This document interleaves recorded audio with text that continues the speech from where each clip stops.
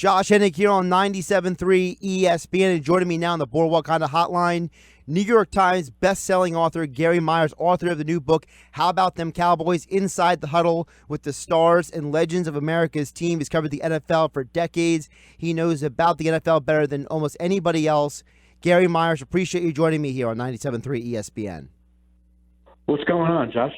Not too much. So one of the things I'm so excited about having you on the show is because you're going to be in the room for the Pro Football Hall of Fame when they're discussing the finalists. And before we jump into some of the finalists and some other things, I want you to explain to the audience, what exactly goes into this selection process, because it's very different than Major League Baseball with their Baseball Hall of Fame that just came down.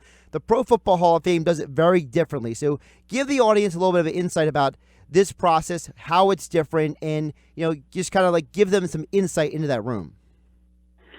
Sure. I mean, what happens is we're initially given a list of 75 or 80 candidates in the fall, and we then vote it down to 25 in November, and then we vote it down to 15 finalists, and that's announced in early January. And along this year with 2 contributor finalists and 1 senior finalist, we'll discuss all 18 of those Saturday in Atlanta. And the way it works is it'll start off with the senior candidate, who's Johnny Robinson, who played safety for the Chiefs. And there'll be a presentation made about him, and then conversation, and then we'll vote. And he needs 80% to get in. We are not given the results of the vote while we're in the room. Okay. And then there'll be the presentations on each of the contributor candidates, which is Pat Bowlen and Gil Brandt. Same process, presentation about each, discussion about each, and then we vote, and they need 80%. And then we move on to the marathon, which is the 15 modern era candidates. And each guy can take as much as an hour, or it could take 5 minutes, just depending on who it is and how much conversation there is. But just to make a long process short here for you, we voted from 15 down to 10, and it's strictly a raw vote. And then we'll vote 10 down to 5, and again, it's whoever gets the most votes makes it to the final 5. And then when we have the final 5, it'll just be yes or no. And you need 80% of the 48 voters to get in. And by my math, I believe that 9 negative votes does not keep you out, but 10 does. You got to get 39. And if you do, you're in. And at that point, they're not competing against each other.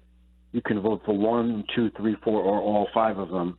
And in most cases, all 5 do get in. So it's different than baseball, where they just send out ballots and you check 10 guys and you need 75% of the vote to get in. And this year, 4 guys got in. This is a very thorough, at times excruciatingly tough process. But I also happen to think it's the best process that any Hall of Fame has, because we are locked in a room, so to speak, and discussing in detail every one of the candidates, with everybody having a chance to throw in their 2 cents. And at the end of the day, I think we're all pretty educated on all the candidates and can make a very informed decision.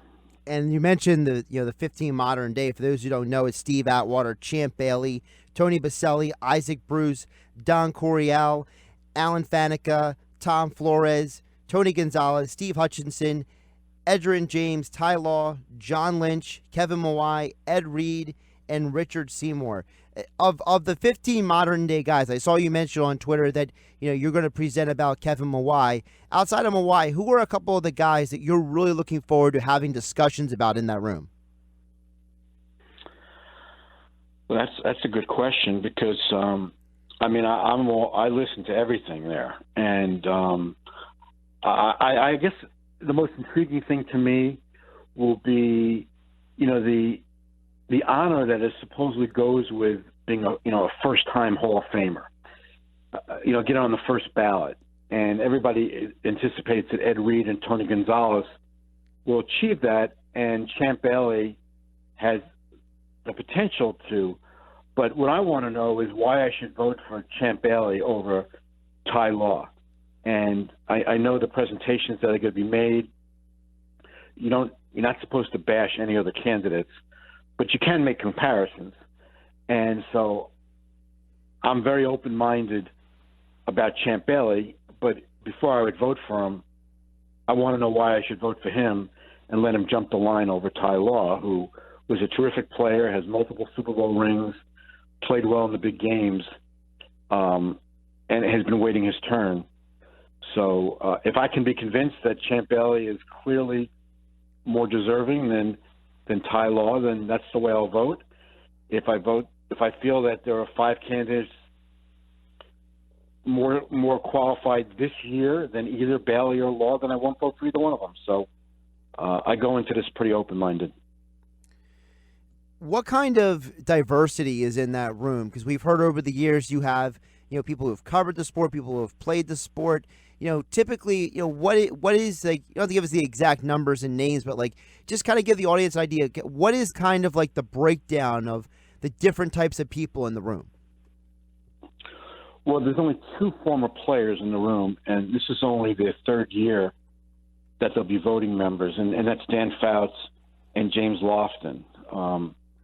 In 2016, they observed the process, and then they were added as voting members in 2017. Other than that, it's writers and broadcasters who have covered the NFL for a significant number of years.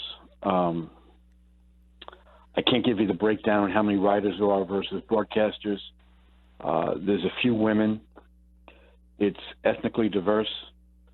So if that's what you're asking, that's the breakdown I can give you.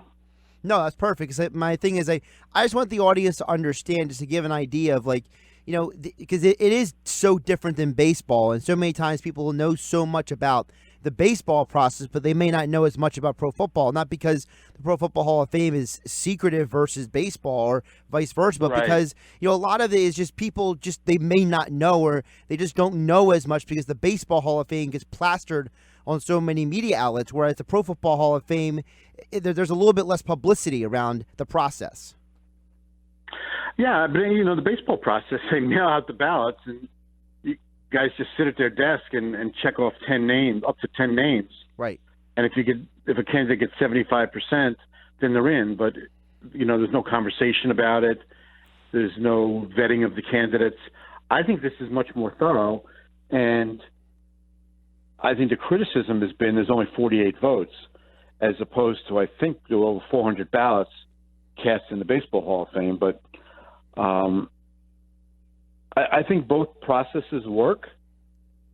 The people who are critical of the NFL, it's not the NFL, it's the Pro Football Hall of Fame, it's not the NFL Hall of Fame. People who are critical of it are the ones who have a candidate that they were hoping that would get in, and he didn't make it. So instead of looking at why he didn't make it, they decide to criticize the process. But I think the process is fine just the way that it is. Gary Myers joining us on the Boardwalk Honda Hotline on 97.3 ESPN. You can follow him on Twitter at Gary Myers NY, author of the new book, How About Them Cowboys. You also wrote about Brady versus Manning. That's one of your books as well, with Tom Brady, another Super Bowl appearance. Where do you stand on Brady's career? Like, what is your, if you had to encapsulate Brady's career, like, how would you describe it? Because I think a lot of people, some people think he's a cheater, some people think he's the greatest quarterback of all time. Everyone's got a label for him. How would you quantify Brady? What was the first label that you put on him? I couldn't hear you on that one. I was saying some people, say that he's either the greatest quarterback of all time. Some people say that he's a cheater. Oh, a cheater? No, I don't think he's a cheater. I thought that whole Deflategate thing was a bunch of nonsense. I think he's the greatest quarterback of all time, and you can make a case that he's the greatest football player of all time because of how much that he's won. I know people say Jerry Rice was certainly more athletically gifted, and Jim Brown in that era was clearly the best player. But if you look at the history of the sport, this guy's won more than anybody, and you can certainly make a case for that. Without question, in my mind, he surpassed Joe Montana, who I thought, until Brady came along, was the best quarterback in NFL history. I think they're very, very similar players. Tom has had the benefit of being able to stay healthy. Other than the 1 year that he had the knee injury, he's been healthy. Where Joe's body was breaking down towards the end of his career. If Joe had been able to stay healthy and stayed in San Francisco, he would have won more than 4 Super Bowls, because Steve Young won one a few years later. Mm-hmm. But I think, just looking at what's transpired, I don't see how you don't say Brady is the greatest quarterback in NFL history. Do you think that, and this is always an argument that people have as well, which is Bill Belichick lucky to have Tom Brady, or is Tom Brady lucky to have Bill Belichick? Well, I think you'd have to say that it goes both ways, that Brady was very fortunate that Belichick drafted him in the 6th round. Belichick clearly had no idea what he was getting, because if he thought he was going to be as good as, or even half as good as he's turned out to be, he wouldn't have waited until the 6th round to take him. And Brady was the 7th player the Patriots took in that draft. So Brady wound up in a good spot where he got great coaching, and he took advantage of it. At the same time, once Brady, in his 2nd season, turned out, everybody realized he was a pretty good player and went on to win the Super Bowl. I think if you're looking at, say, 2003 forward, and you ask, who's more responsible for the Patriots' success, Tom Brady or Bill Belichick, and you had to choose one, which obviously you don't have to do, but if you had to choose one, I would say without question it was Brady, because I think he's been better at his job as the quarterback of that team than Belichick has been at his job in choosing the personnel to go around him. Listen, we all know Belichick is a great coach, but when you have a talent like Brady, and by his 4th year, everybody knew he was a great player and was going to be able to sustain it, I'm not sure at that point that he still needed somebody like Belichick as his coach in order to keep winning. Before I let you go, Gary, we should remind folks that you will be at the William Hill book at the Ocean Resort Casino this Sunday. It'll be you, Wayne Corbett, and Jeff Fiegels, correct, for Super Bowl?